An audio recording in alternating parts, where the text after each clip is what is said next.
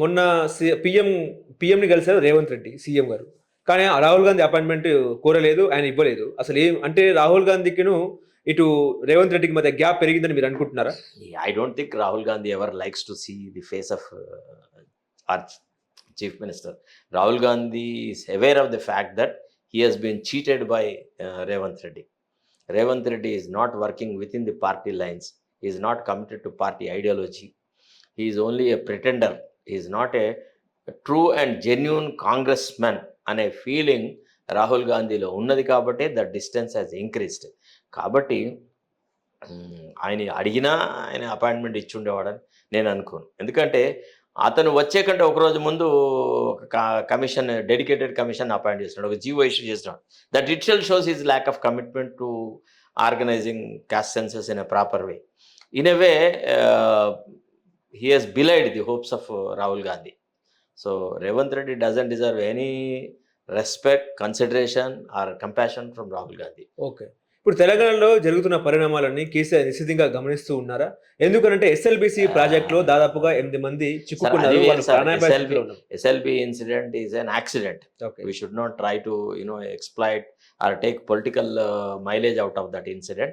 It would have happened anywhere, everywhere. Such incidents are happening. Actually ఇవాళ మనం SLBC topic తీస్తున్నాం తప్ప ఈ సింగరేణి కాలనీస్లలో ఇట్లాంటి సంఘటనలు ఎన్నో జరుగుతున్నాయి.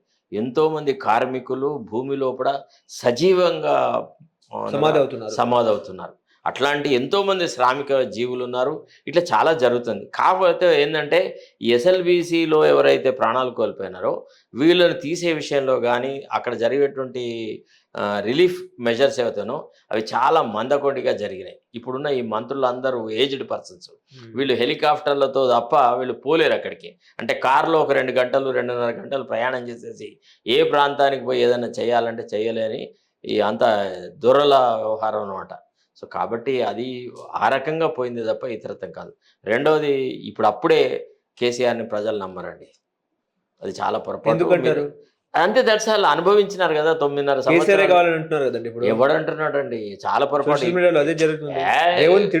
మీకు ఒక విషయం చెప్పనా సార్, ఈ సోషల్ మీడియాలో 70% మంది they are on the payrolls of KTR. మనకు తెలియదు సార్. ఇప్పుడు ఎవడు, మీరు నేను ఇద్దరం జర్నలిస్ట్లో ఉన్నాం, జర్నలిజం ఫీల్డ్లోనే ఉన్నాం కదా. నేనైతే దాదాపు ఒక 3-4 దశాబ్దాలుగా జర్నలిజంలో ఉన్న వ్యక్తిని, జర్నలిస్టును, తదా సుశిక్షితుడైన వాడిని, జర్నలిజం చదువుకున్న వాడిని, ఎంతోమంది సీనియర్లతో కలిసి పనిచేసిన వాడిని. వీళ్ళ మూలాలు తెలియదు మనకు.